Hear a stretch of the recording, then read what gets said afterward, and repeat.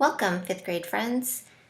Here is what we are working on today in science class. For those of you that need a reminder of the directions, that come late to class, or who are absent from class today, this is something you'll be able to do on your own at your own pace. So go ahead and log into your Chromebooks and get yourself to Google Classroom for Science. You can see on today's post we have 3 directions and 2 links. So the first step is to use the weather.com link below, this one here, to complete the weather chart that is in your science notebook.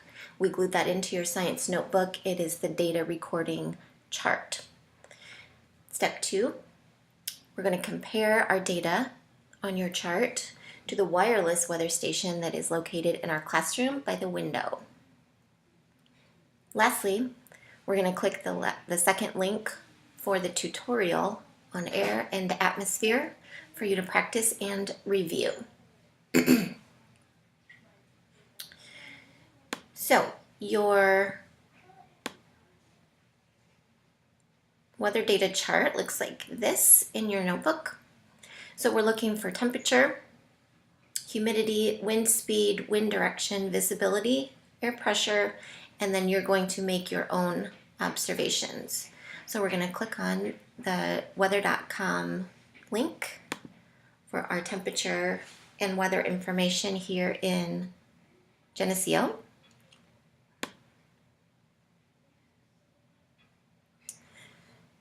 I might need to stretch mine out here so I can see everything. So we are looking for temperature first. So we can find that here. And I'll be able to come back over here onto my chart. You will write in the temperature. We've got 46 degrees. Remember that we crossed off the degrees Celsius up here and wrote in degrees Fahrenheit with a capital F.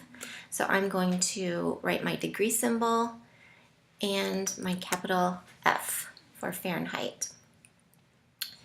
Next up, we're looking for humidity, and we're using percent for our unit of measurement. So over here, I need to come down here and find my humidity number, and we're at 96% at this moment. So I'm going to type in my 96 and my percent symbol. Next, we're looking for wind speed. Remember, we changed kilometers per hour to miles per hour. So that's our unit of measure. Coming over here to wind, I can see we're at 9 miles per hour. And next up is our wind direction,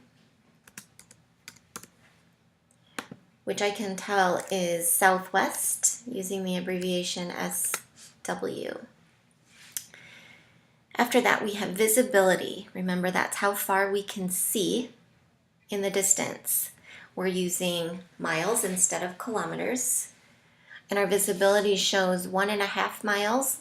So I'm going to write in 1.5, and my unit of measure is miles. MI to abbreviate miles. Air pressure. We can look over here. It's just called pressure in our chart on weather.com. I can see we have 29.83.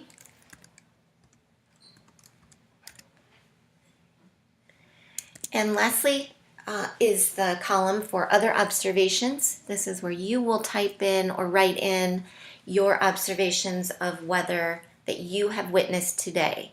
So please make sure that you observe if it is rainy or foggy or sunny or windy.